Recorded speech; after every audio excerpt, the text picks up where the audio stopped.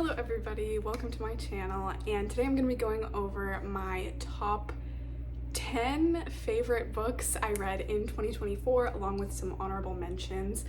I had a pretty good year, I think. I really expanded my horizons this year. I read a lot of stuff that I don't think I would have normally picked up. I read a lot of stuff that was outside of my comfort zone and I really liked it. I found a lot of new favorite authors. I read a lot from the same authors. I found a new favorite series, so let's get into all of that. So let's start off with my honorable mentions. So the first book I'm going to be talking about is The Cipher by Kathe Koja, which was published in 1991. This was actually the first book that I read in 2024, and it stuck with me through the whole year. I mean, not quite enough to make it onto my favorites list, but now I'm really reconsidering that because I did really like this book and was really impacted by it, so much so that I still think about it even now in January of 2025. That's crazy to say, that's the first time I've said that.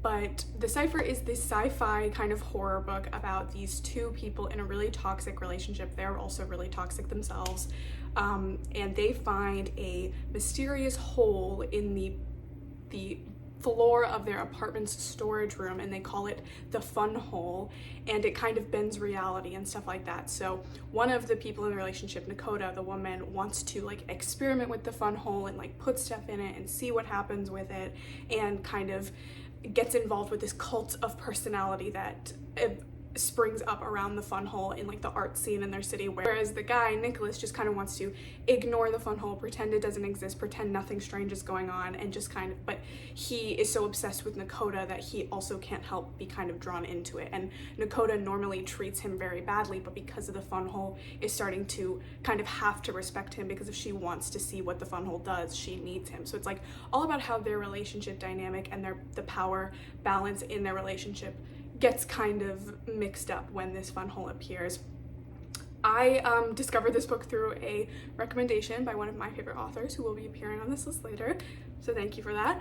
And I just loved it. It's so nasty. Like, this is a book where every kind of fluid imaginable comes into play. I felt like I needed to take a shower after reading this book, but I still deeply loved it. I felt like it was so interesting and so about humanity, and like the fun hole itself is like a metaphor for Nakota and Nicholas's relationship and the things they do to the fun hole they do to each other, and I just loved it. Okay, second on my honorable mentions list is the Books of the Raksura series by Martha Wells. These were published from 2011 2017. This is a series about like lizard people, lizard aliens, and it centers around this orphan who lost his parents very young, and he doesn't know he's a part of this like species of lizard shapeshifters called Fel. He only ever stays in like his human-esque form because the other form scares people. So he is basically one day found out by a group of Raksura who are like, you're one of us, we're taking you back to our colony. And it turns out that Moon is like a super special subset of Raksura called the Consort, which are the only Raksura that can like breed with the queen, who is like the leader of the colony. So Moon is kind of like not kidnapped, he goes with them willingly, but it's all about Moon trying to kind of assimilate into Raksura culture after not knowing his identity for basically all of his life, and like all of the hijinks he gets up to there, especially as the Raksura are fighting this like kind of evil version of the Raksura called the Fel, who are like evil cannibals. These books can get pretty repetitive with their plot. I haven't actually finished the series. I'm stuck on book 5 out of 6 because they do get a bit repetitive with their plot, but I think they're still really fun and still kind of one of my faves and an honorable mention because of their really charming characters and the really interesting world building, both with the Raksura themselves but also with the greater world that Martha Wells has created. Martha Wells is going to show up a lot on this list because I got really into her fantasy this year. I've read a couple of the Murderbot books, and like I like them. I think they're well written, but it's just not the kind of sci-fi I enjoy. But I really love Martha Wells' fantasy, so I'm glad that she's finally back to that. But we'll talk more about that later. Because Raksura society is based off of like bees and lizards, it can get very gender role-y, but in a way that I found interesting because it's so different from our gender roles. Like the queen is in charge, Moon as a consort is supposed to just stay at home with the kids and be a male wife basically, and this species is very queer normative, polyamory normative. Like it's not like Moon and Jade are married, even though they're the queen and the consort. Like, they have relationships with other people of their same gender. So it's really interesting in the way that does it. So I really enjoyed the series, although it gets really predictable and pretty repetitive in terms of plot by the end, which is what is keeping it from being a favorite top 10, but I really do still like it, so it's an honorable mention. The next honorable mention is The Name of the Rose by Umberto Eco. This was published in 1980. This is like so not my normal thing. This is a historical fiction murder mystery set in a monastery. All things that I don't know if I would normally gravitate towards, but this book is the inspiration for one of my favorite video games of all time, Pentiment, so I decided to pick it up and check it out when I found it at a used bookstore, and I actually really enjoyed this book. It's long and daunting and has a lot of historical information in it, but I found it to be manageable and actually really interesting. Like, the kind of things that the Catholic Church, or the church in this book, is focused on and is fighting over is so interesting because we do not care about it today, and so I found all the commentary on religion to be fascinating. I really like the characters too, and the ending, I thought the ending was perfect. I want to watch the movie now because I know there's a movie, but anyways. Next on my honorable mentions list is Under the Poppy by Kathe, which was published in 2011. So when I read the Cipher, I really enjoyed it, and I wanted to go look more into this author's work, and so I was scrolling through like her page on Storygraph and scrolling through, you know, a bunch of similar things: sci-fi, body horror, toxic relationships set in contemporary times, basically in like the 1990s or early 2000s. And then imagine my surprise when I come across, in the midst of all this sci-fi body horror, a queer historical fiction series set in a brothel. I was like, what? Okay, I'm interested. You've got my attention. So I picked up that book, Under the Poppy, just because I wanted to see, like, okay, that's so different. Can she pull this off? Like, what is going on here? What is she doing here? And I actually really enjoyed this book. I don't think everyone is gonna like it, and I would not recommend it to everyone, but like, if that sounds interesting, I would recommend it. It takes place in a vague European country set in a vague time leading up to a vague war. It gets more specific in the sequel, but it's all very vague. You just know that you're in Europe in the 1800s during a war, and it's set in a brothel, and it follows Rupert, who owns the brothel, and kind of his relationship with his estranged childhood best friend slash lover, Istvan, who has recently come back into his life because his sister co-owns the brothel with Rupert, and it's all about the people in the brothel, how they get all caught up in the preparations for this war and all the politics going on in the area at the time, and it's really interesting. It's also pretty grimy and nasty, just like the Cipher, although on a much lower level. And this book does something really strange where, like, halfway through, we just move. We just start a whole new story. The first half of this book is set in this brothel, and then the second half of this book is set in a completely different location with completely different characters besides the two main characters. And that was, like, I didn't have a problem with it. I thought it was fine, but this is not a perfect book by any means. Also, the prose is bizarre. It's, like, very hard to read sometimes. It's very not flowery, but just, like, very weird. I almost describe it as, like, James Joyce prose, like, if you know what I mean, like, very postmodernist, like, very switching POVs in the middle of a sentence sometimes, going back and forth between a limited third-person narrative and, like, an omniscient stream of consciousness narration. There were points where I had to reread sentences just to figure out what was going on. I wouldn't read this all the time, but for what it is, I found it to be kind of interesting, and I did read the second book in the series. There's 3 books. I haven't finished it, but I did enjoy the second book more, and I think it's more accessible than the first book, but this is just a weird one, and it's such an underread one, so I really do recommend this, and I want to see what more people think. Last on this list is actually a non-fiction book. It is The Everything War by Donna Mattioli, which came out in 2024. This book sounds like it should be like an epic fantasy novel about like killing a king or something, but it's actually a non-fiction book about Amazon and how they kind of went from their humble beginnings as like a book retailer, online book retailer, to the e-commerce giant they are today, and how they kind of had to do a lot of extremely unethical and horrible things in the process. Like, I knew I didn't like Amazon before I started reading this, and I knew that they did a lot of unethical bad things before reading this, but just like the depth of it is really astonishing. Like just the stuff that they do and got away with, and the stuff that they didn't get away with, but that just people don't know about because they are fighting the PR war and like it just gets buried. I thought this was well written. I almost bought this in a bookstore before I read it. I don't do that, and I almost did, but this book is like $32. I might buy it now that I've read it and really liked it and want to recommend it to people, because I'm like, $32 for a book I don't know if I'm gonna like. But anyways, okay, so now we are up to my actual top 10, and we're gonna go from 10 to 1, and it's vaguely in order of least favorite to most favorite, although like it's so malleable. A lot of these books could switch positions depending on how I'm feeling at any given moment. They're just all my favorites that I read in 2024. Even now that I'm like looking at the list I've written, I'm like, should I change all of this? But no, we're gonna stick with what I have. So number 10 is gonna be The Magician Trilogy by Lev Grossman, which was published from 2009 to 2014.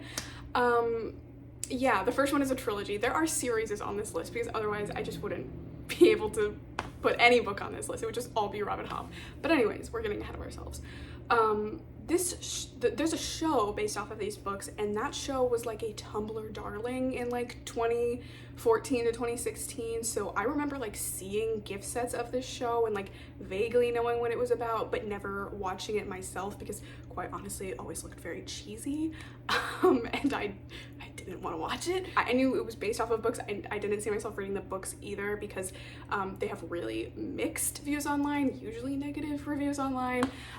But this year, I don't know why I decided to read them. I think my library just had them, and so I was like, might as well. And I have a friend whose taste I trust who also actually really enjoys these books.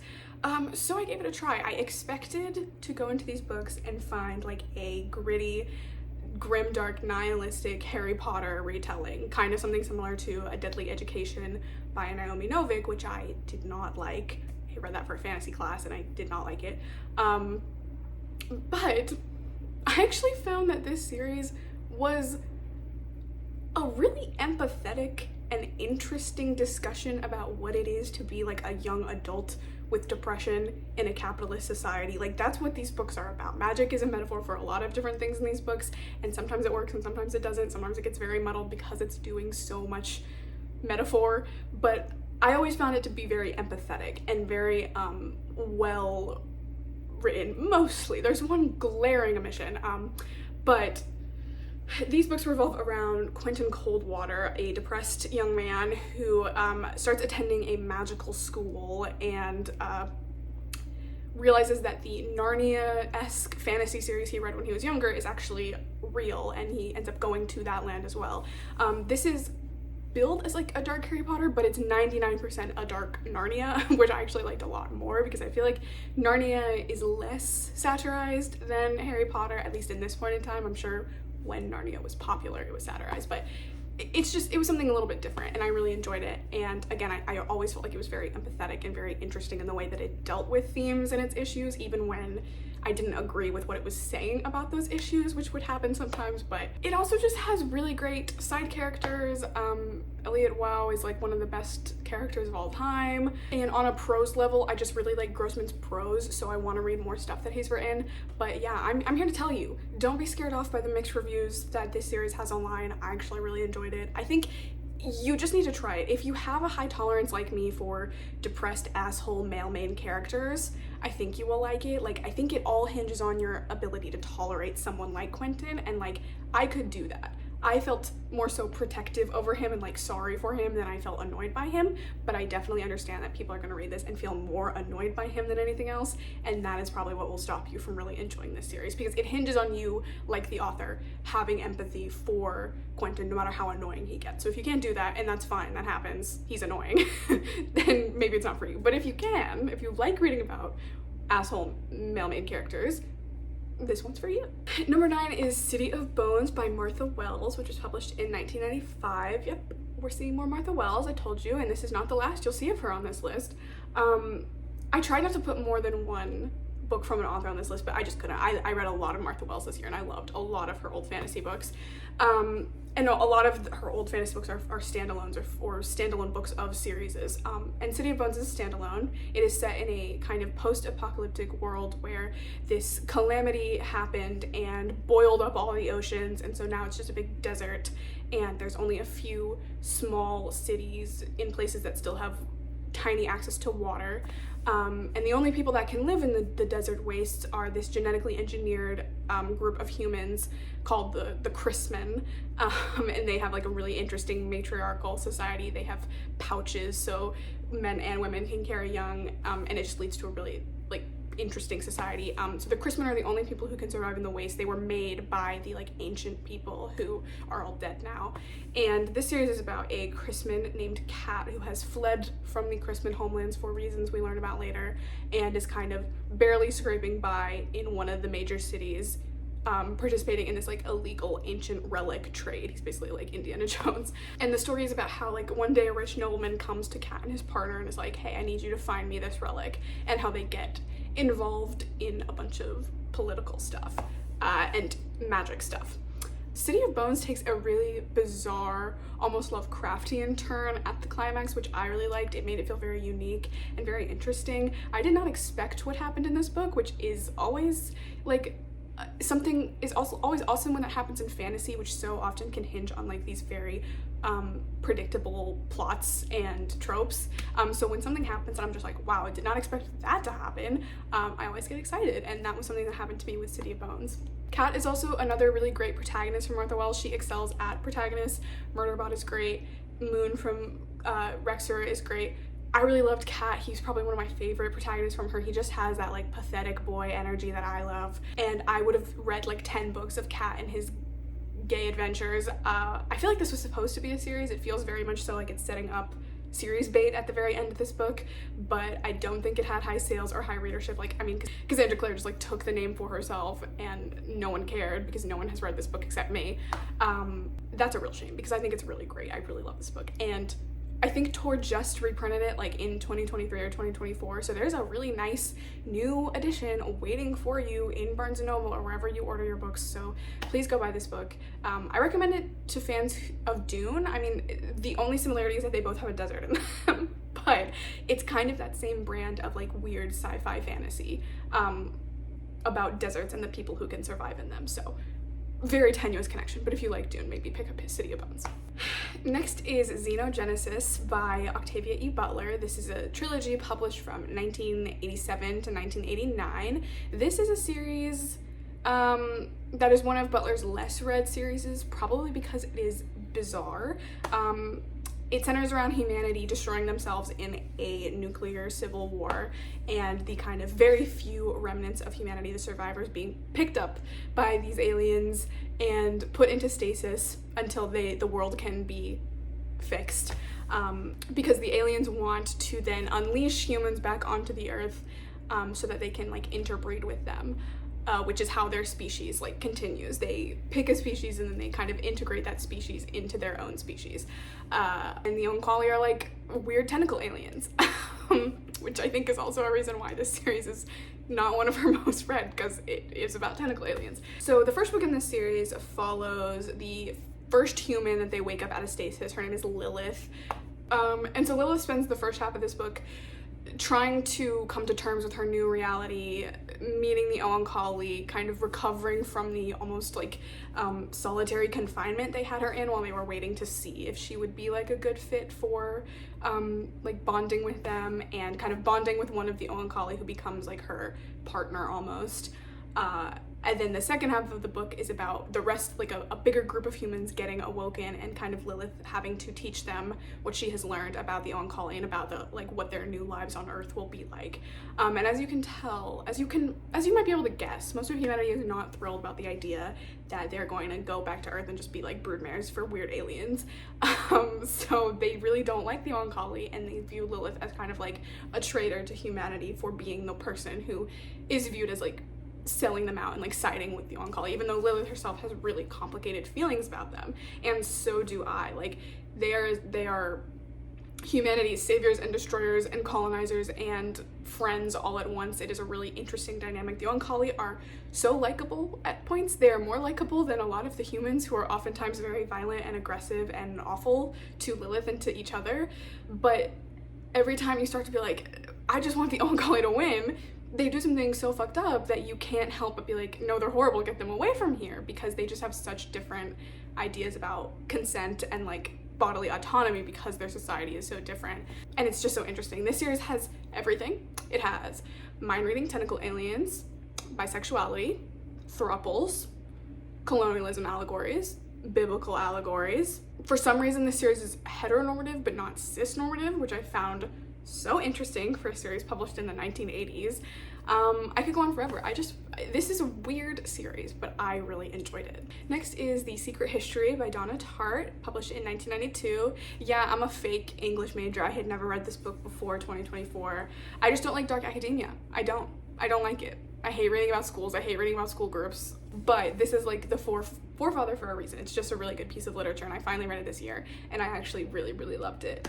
I somehow went into this book like completely blind about what the actual plot was about, and I think that really helped my enjoyment of it. Like, I think I would have enjoyed it either way, but just like not knowing anything about what was gonna happen and being so surprised, I think was such a cool experience. So I'm not going to give away too much about the plot. I'm just going to say that this book centers a group of really insular classics majors at a small private liberal arts college, and kind of the interloper who tries to become a part of this group, and things spiral from there. This book is so well written. It's so twisty. The building of tension from like the halfway mark of the book onward is just so delicious. You start to feel so tense all the time, thinking about how this house of cards is just gonna get blown down at any moment. And this book is almost like magical realism at points. Like, there's just a touch of fantasy in a way that I found really interesting and really liked.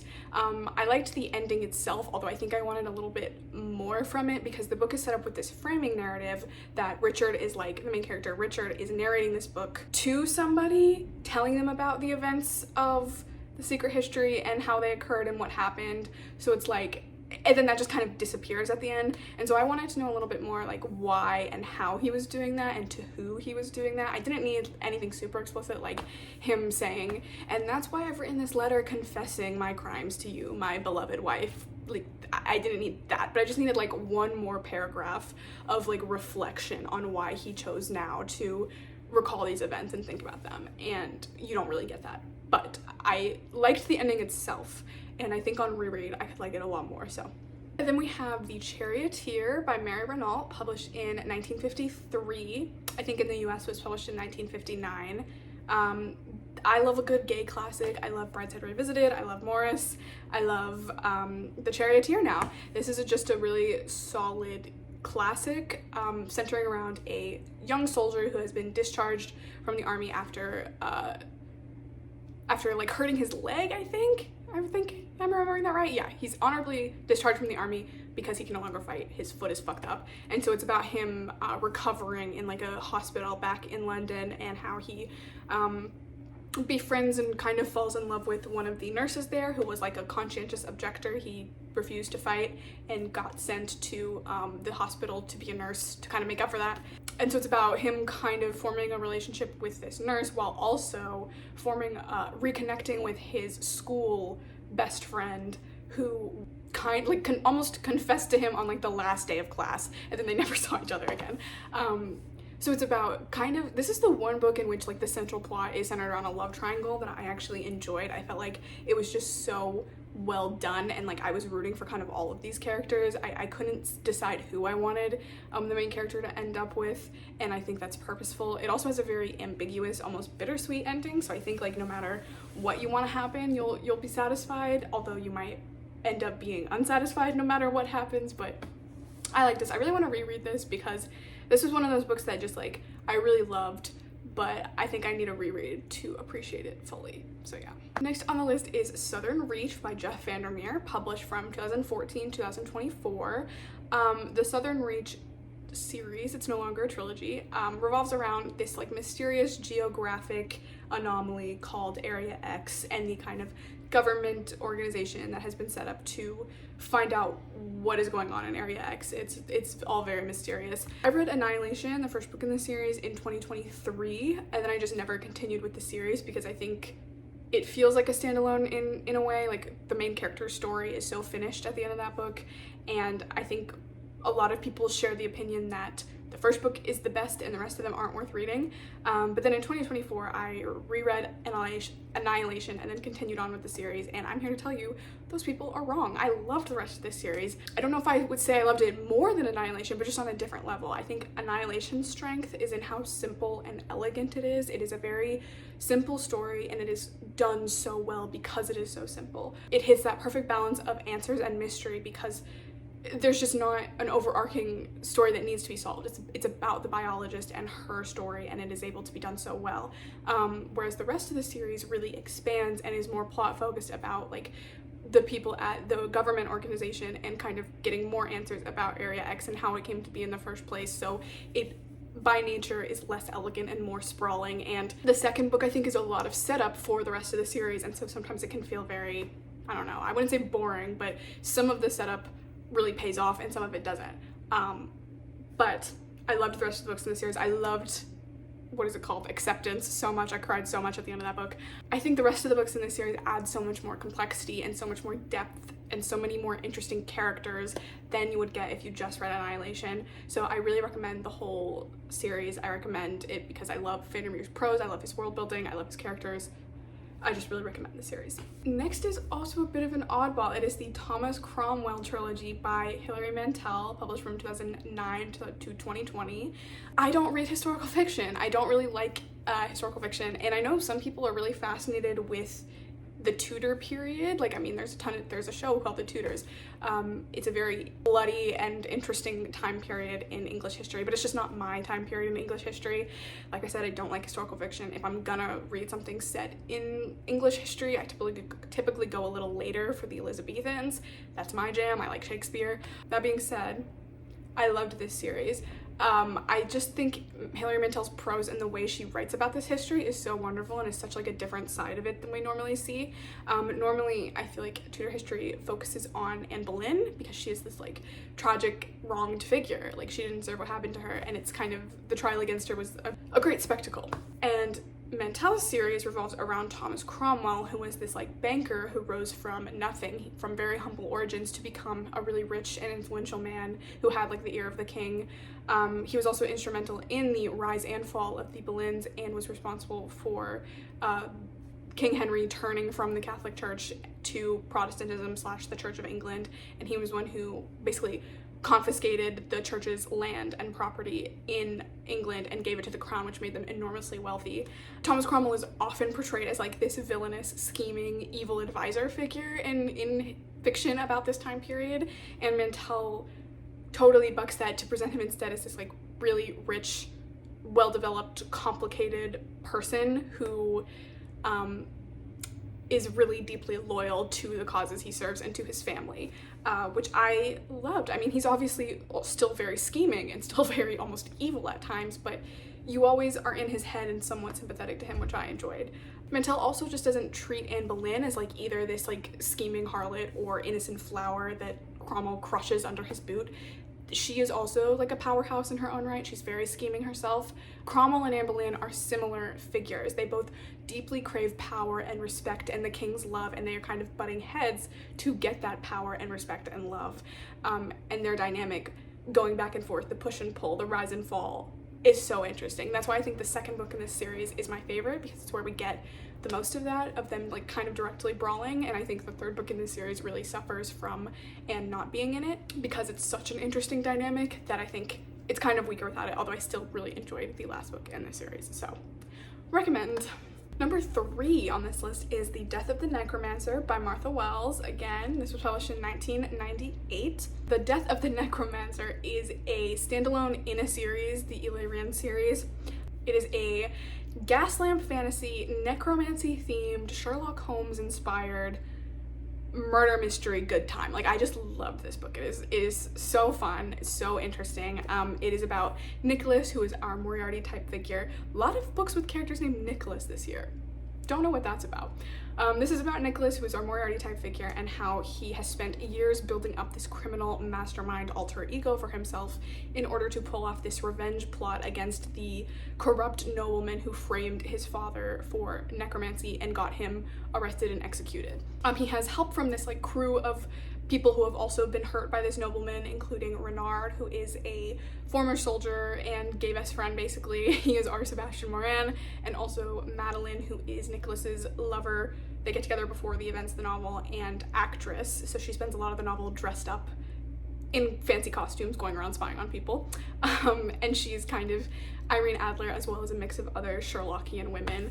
And so the plot of this book is about how they're like really close to being able to finally pull off this revenge plot that is like years in the making, when they get caught up in this necromancy business. They have to kind of work with their rivals / the inspector trying to catch them. Inspector Ronsard and Dr. Hal, who are Sherlock and Watson, in order to stop the necromancer and save the city. It's very Sherlock Holmes inspired. I don't read a lot of Sherlock Holmes, so I think if you read a lot of mystery and read a lot of Sherlock Holmes, then maybe you would find this derivative, but I didn't, and I don't. This is where Martha Wells is really at her peak with her world building and her characters. I loved the world in this. They're in the capital city of this land, and it is so interesting, so well developed, and so real, and so lived in. And then again, Martha Wells writes great protagonists. I love Nicholas. He's up there with Kathe. It's like Kat and Nicholas, and they're holding hands in my mind palace and like skipping around, because I love Nicholas. He's so scheming, but also charming and hurt and interesting. Loved him. Like I said, this is a standalone in a series that later has a trilogy, and Nicholas features heavily in the kind of sequel trilogy, which is about his daughter, and he's kind of involved in the goings-on of that novel. I read and liked that trilogy, but I felt like it ended kind of unsatisfyingly, which is why it's not anywhere on this list. But if you like Nicholas, he's in that series, so I recommend reading it. This is another world where I would love to see Wells return to it. I mean, I'm sure it's not going to happen either with City of Bones or with Death of the Necromancer, because these are from like 1998, and I'm not sure who owns the publishing rights to these anymore. A lot of these companies that they were published are not around anymore, are around in very different forms, so it's never going to happen, but I can wish, I can hope for more Nicholas books and more Cat books. But anyways, number 2 is Exordia by Seth Dickinson, which was published in 2024. I can't believe Exordia was published in 2024. I was really eagerly anticipating this one, and it came out in January of 2024, and this is another one that I read in January of 2024 and has stuck with me all the way till now. Seth Dickinson is one of my favorite authors. You might be able to see Exordia and The Masquerade behind me. So I was really eagerly anticipating this one. I love The Masquerade. I love Dickinson's fantasy, but my heart is with his sci-fi. I love his sci-fi short stories and his work on Destiny, so I was really interested to see a sci-fi novel. And I know Exordia got stuck basically in like editing hell at Tor. It's been finished since like 2017, so I was so happy to finally see it. And it really did not disappoint. I think this book is not for everyone, and it has a lot going on in it, but if you like Seth Dickinson's work on Destiny, I really recommend this one. It is about, Exordia starts off being a kind of forced proximity, enemies to lovers between a MILF snake alien lady and a Kurdish genocide survivor, messy woman in New York. And then it quickly morphs into a first contact thriller dealing with the trolley problem, American imperialism, nuclear disaster, bombs, Kurdish genocide survivors, Chinese lesbians, and more. Planes, a lot about planes. As you can probably see from that, there's a lot going on in the kind of latter half of this book, and I think it can get a little messy and a little bloated at times, but I felt like it really stuck the landing. During kind of the climax, it gets very math and military heavy. There's a lot of math talk, a lot of military bombing talk, but then the ending stuck the landing perfectly. I was so happy with the ending, and it really went back into really weird territory, which I loved. And it also sequel baited me. I know it's never gonna happen because Tor Publishing hates this author, but I would love to see Exordia. I would read 10 Exordia books because the way the world kind of expands and is set up at the end of this book is so interesting. It almost feels like a prequel for a really high sci-fi series, like a space opera. And so I would love to read more. I would sell my soul for more Exordia books, but like I said, it's never gonna happen. So, but like I said, this is not gonna be for everyone. This one also has really mixed reviews, although I'm doing my part. I gave it a 5, even though I don't give books star ratings. I'm bringing the rating up on Storygraph.